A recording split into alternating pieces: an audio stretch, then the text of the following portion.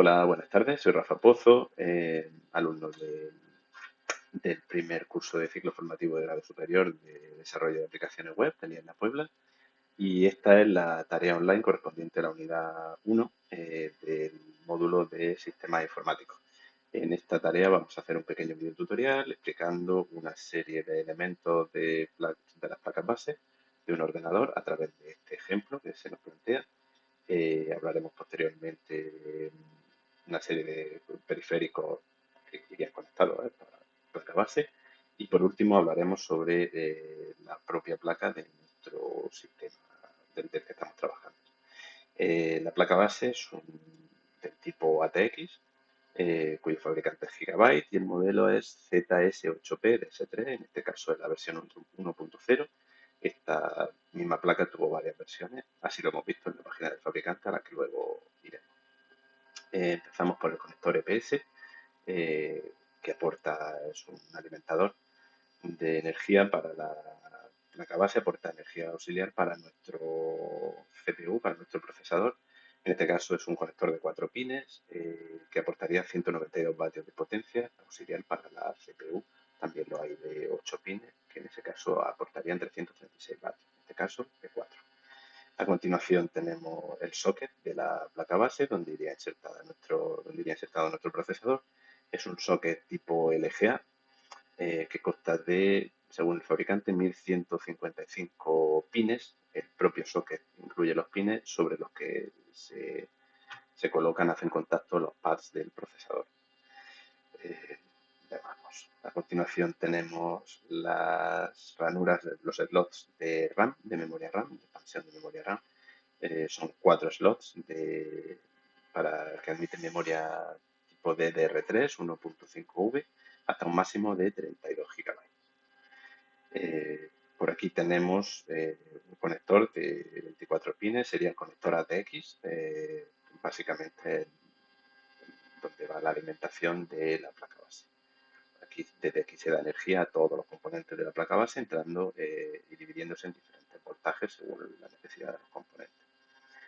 Por aquí tendríamos el conector mini SATA para conectar discos duros sólidos de SSD, del tipo SSD. Y a continuación pasaríamos al chipset. El chipset es de la marca Intel, el modelo Z68 Express, y vemos que es bueno, lo vemos porque está oculto por el disipador, pero es un chipset de formato único, no se divide en Northbridge y Southbridge, lo cual parece que daba ligeros problemas de sobrecalentamiento, pero es el componente que conecta todos los componentes, permite la conexión de todos los componentes entre sí. A continuación, por aquí vemos los conectores tipo SATA para discos duros. Tendríamos dos conectores de 6 GB por segundo de velocidad y otros 4 de 3 GB por segundo. Por aquí continuamos y tenemos los conectores del panel frontal. Son para conectar los interruptores de encendido y reset, así como las luces de actividad y de estado de los diferentes discos duros y elementos que requieran iluminación LED.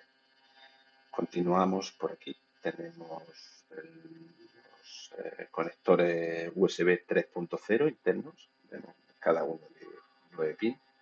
En ellos conectamos los puertos USB que no van en el panel trasero, como los del panel frontal u otros dispositivos, como tarjetas, como dispositivos de Bluetooth o algunos LEDs que también pueden ir conectados aquí. Por aquí tenemos las ranuras de expansión, los slots PCI Express, en este caso uno por 16 y uno por 4 serían los slots de expansión para componentes de mayor velocidad de ancho de banda. En este normalmente suele insertada la tarjeta gráfica que requiere una transmisión de datos a mayor velocidad y incluso pueden conectar en esta, pero normalmente son este tipo de ranuras donde van los componentes que necesiten una mayor transmisión de datos y a mayor velocidad. Continuamos aquí con otro slot de otro conector de USB 3.0 interno. No hemos dicho que estos conectores, no recuerdo si hemos dicho estos conectores de USB, igual que este, son para puerto USB 3.0. En este caso, pues es un conector de 19 pines que emite un máximo de 2 dispositivos USB. Y por último, o por penúltimo, tenemos por aquí la ranura de expansión PCI normales, no Express, para elementos para periféricos que no requieran son algo más lentos y son para periféricos que no requieran una transmisión de datos a mucha velocidad. Por último, sí, tenemos aquí la PCI Express 1, tenemos dos por uno. En estas slots suelen ir componentes como tarjetas de red y periféricos de ese estilo que tampoco requieren una velocidad de transmisión de datos tan alta como las tarjetas gráficas o los conectores que vivirían en este tipo de PCI. Bueno, ya hemos visto la placa base.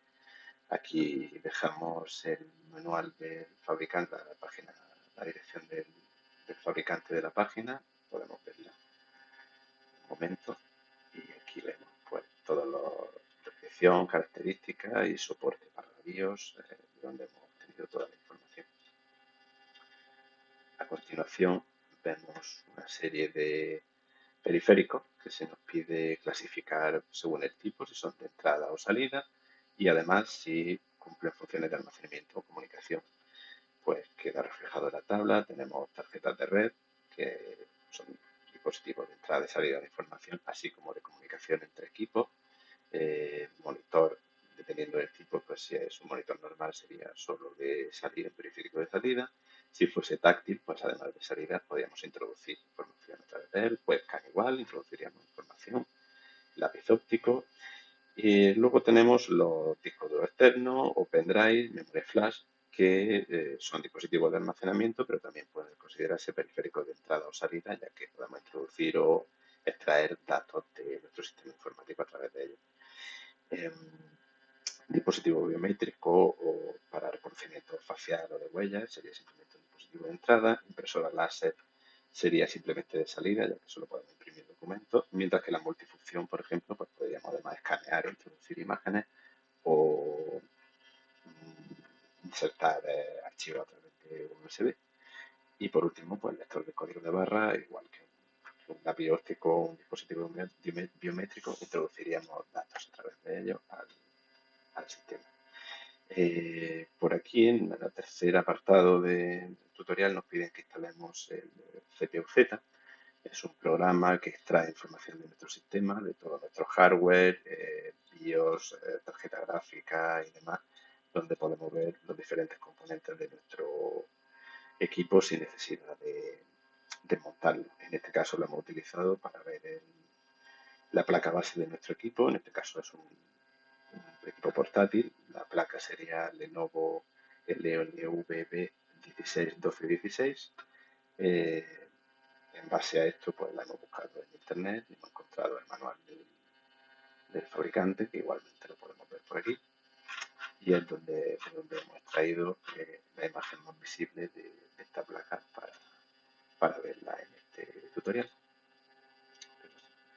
En este caso podemos ver aquí cómo la forma, el factor de forma cambia con respecto a los de un equipo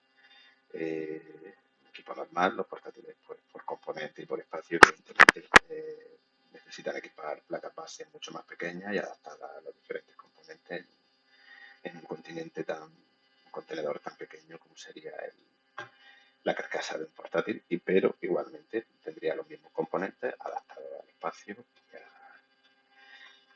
y al uso que tendría. Por último, se nos pide que veamos los conectores externos de dicha placa.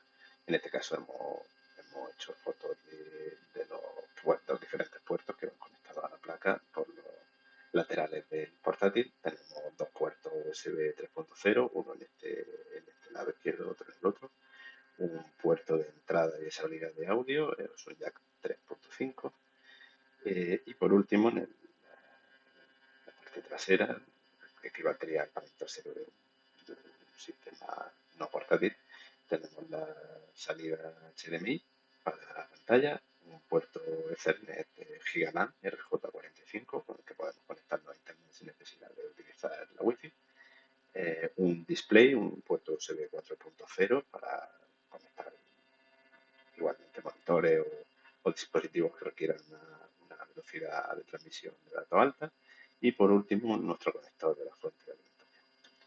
Bueno, pues en principio eso ha sido todo. Disculpa el tiempo utilizado. Es la primera vez que hago un tutorial de este tipo. Y nada, muchas gracias.